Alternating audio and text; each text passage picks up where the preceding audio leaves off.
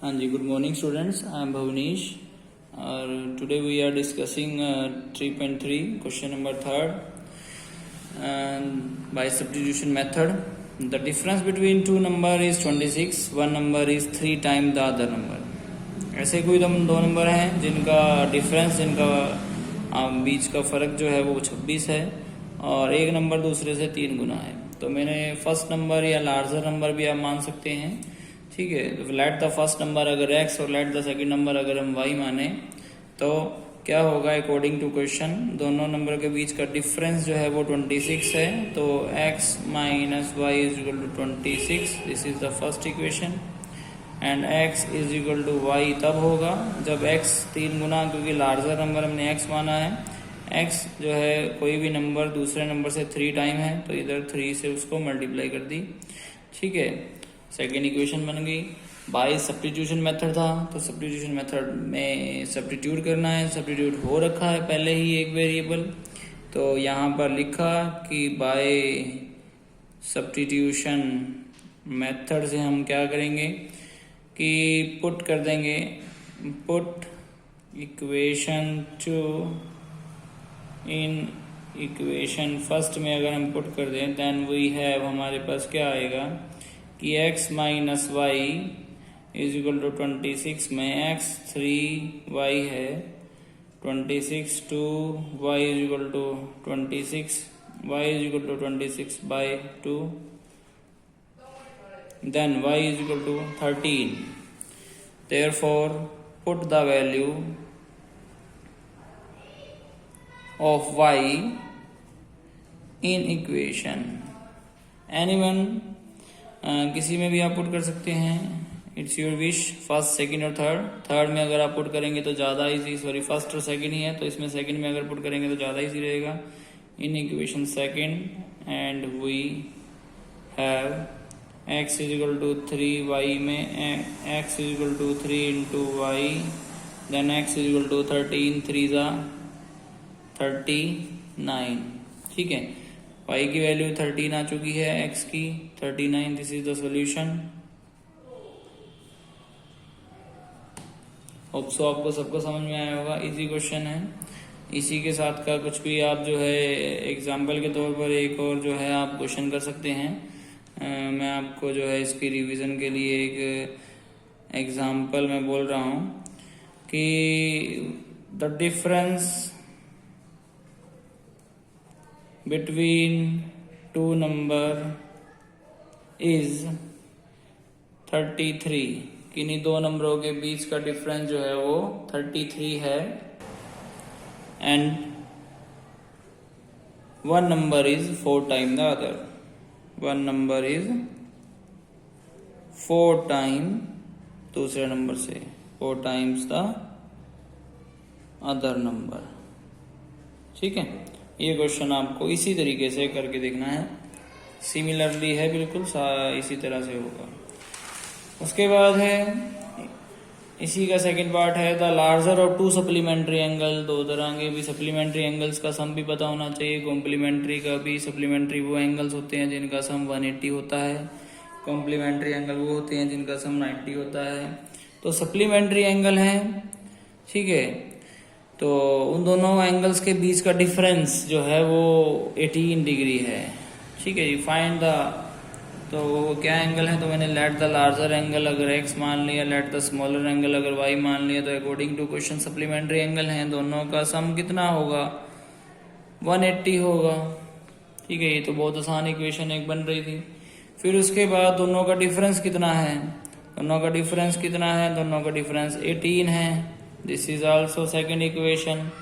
ठीक है जी, bye substitution method से अगर हम करेंगे तो क्या होगा, तो यहाँ पर x minus y is equal to अगर 18 में x is equal to 18 plus y अगर मैं थर्ड इक्वेशन फाइंड आउट कर लूँ देन, और पुट किस में होगी, put the equation third, second equation से बनी है तो फर्स्ट में ही पुट हो पाएगी, put equation third in equation first में। एंड वी हैव, तो हमारे पास क्या निकल कर आएगा कि x plus y is equal to 180 में x की वैल्यू 18 प्लस वाई अगर हम पुट करते हैं तो y plus y 2y is equal to 180 minus 18 y is equal to कितना आता है 162/2 2 8 जा 16 2 1 जा 2 y is equal to 81।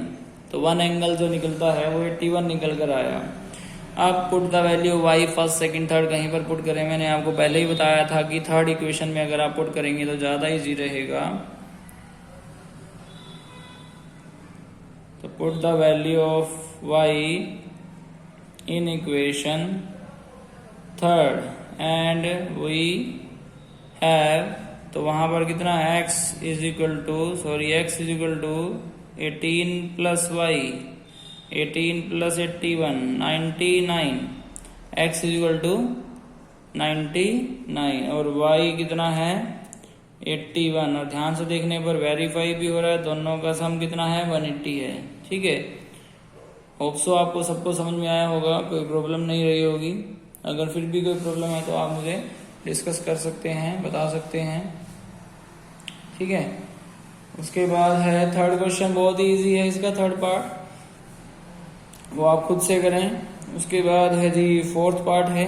Fourth part में वो कह रहा था taxi charge in a city consist of fix charge together with the charge for distance cover के लिए फॉर कितना ले रहा है वो। अगर कोई भी एक शहर में किसी गाड़ी किराए की गाड़ी जो है उसका एक फिक्स चार्ज है और चार्ज पर किलोमीटर भी है, जो अगर कोई भी जो है पर्सन 10 किलोमीटर जा रहा है तो उस किराए की गाड़ी को 105 रुपये पेड करने पड़ते हैं। अगर वहीं पर उसी शहर में कोई पर्सन जो है 15 किलोमीटर गया तो उसने 155 रुपीज दिए।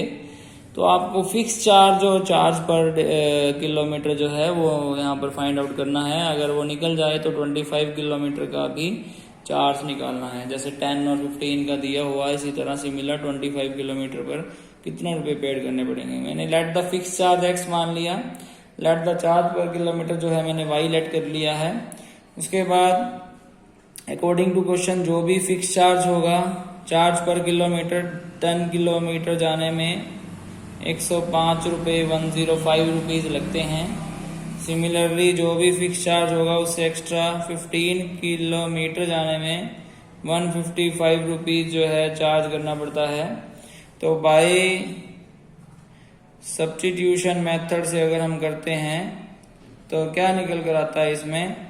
तो यहाँ पर किसी भी इक्वेशन में से फर्स्ट में लगा देता हूँ मैं अभी। तो यहाँ पर x is equal to 105 minus 10y जो है वो थर्ड इक्वेशन निकल कर आएगी। और थर्ड इक्वेशन फर्स्ट से बनी है तो सेकंड में पुट होगी।